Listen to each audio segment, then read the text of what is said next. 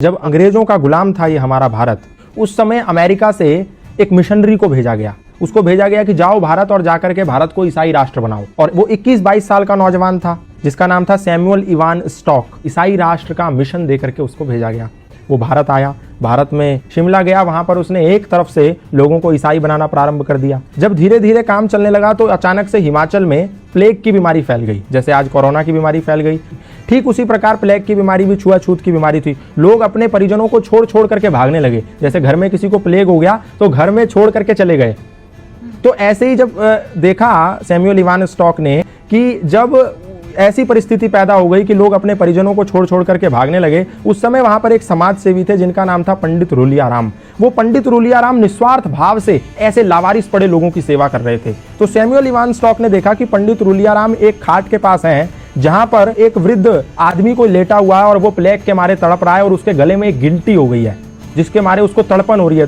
तो पंडित रूलियाराम ने क्या करा, एक कपड़ा लिया, उसकी गर्दन पे रखा और मुंह से उस गिल्टी को निकाल करके उसकी पीड़ा को खत्म कर दिया। उसका मवाद मुंह से निकाला। और जब इस दृश्य को सैमुअल इवान स्टॉक नाम के मिशनरी ने देखा, उसने कहा ये तो सेवा की अत्यंत पराकाष्ठा है, सेवा की उत्कृष्टता है। मैं जो सेवा के नाम पर लोगों को ईसाई बना रहा हूं, ये तो फरेब है, ये तो धोखा है, ये तो फ्रॉडगिरी है, ये तो षड्यंत्र है और ये तो निस्वार्थ सेवा है जहां इनको कुछ नहीं मिलना। ये मर भी सकते हैं, छूने पे लोग मर जा रहे हैं और ये उनकी ऐसी सेवा कर रहा है। उस समय सैमुअल इवान स्टॉक का हृदय परिवर्तन हो गया।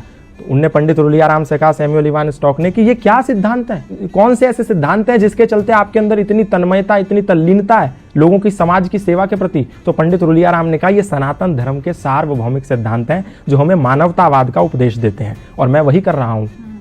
संगच्छध्वम संवदध्वम संवो मनांसि जानताम सर्वे भवन्तु सुखिनः सर्वे सन्तु निरामया के सिद्धांतों को पालन कर रहा हूं। तो सैमुअल इवान स्टॉक ने कहा, मैं भी ये सनातन धर्म के सिद्धांत जानना चाहता हूं।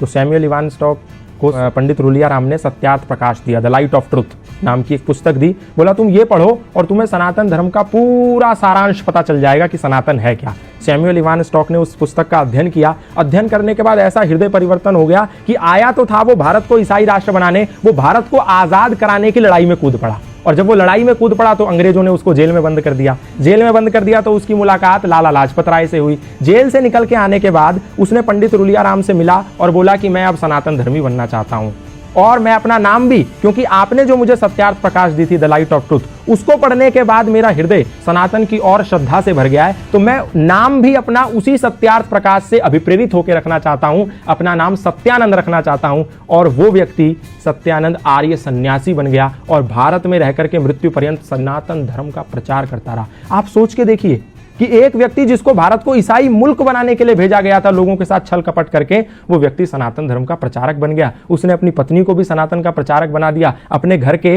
एक कोने में यज्ञशाला खोल दी। आज भी हिमाचल प्रदेश में जाएंगे तो वो यज्ञशाला विद्यमान है। वहां उपनिषदों के मंत्र उकेरे हुए हैं उस यज्ञशाला में। उसके घर में आज भी वो भगवत गीता के श्लोक लिखे हुए हैं। तो ये प्रमाण है कि सनातन को कभी ना उस समय, ना आज, ना आने वाले समय में कभी भी लोगों पर थोपा नहीं गया। ना तो तलवार के जोर पे, ना भय और लालच और षड्यंत्र के जोर पे। सनातन से लोग आए और प्रभावित हो गए। फादर कैमिल बुल के ईसाई मिशनरी थे, आए, रामायण से प्रभावित हो गए, सनातन धर्म का प्रचार करने लगे। बाहर से लूसी गेस्ट आई, सनातन धर्म से प्रभावित हो गई, भारत में गुरुकुल खोल दिया।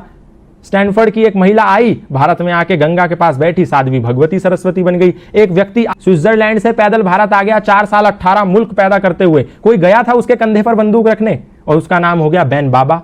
ऐसे बहुत सारे उदाहरण है, मैं बताऊंगा तो समय कम पड़ जाएगा। सनातन को कभी भी किसी पर थोपा नहीं गया। लोग आए, खुद बन गए। मौलाना महबूब अली खुद पंडित महेंद्र पाल आर्य बन गए। खूब सारे मौलाना, मतलब इमाम मस्जिद के, खुद सनातन धर्मी बन गए। हमने किसी को जोर नहीं दिया, किसी को जबरदस्ती नहीं करी, लोग आए और बन गए। तो इसमें हमारी क्या गलती है?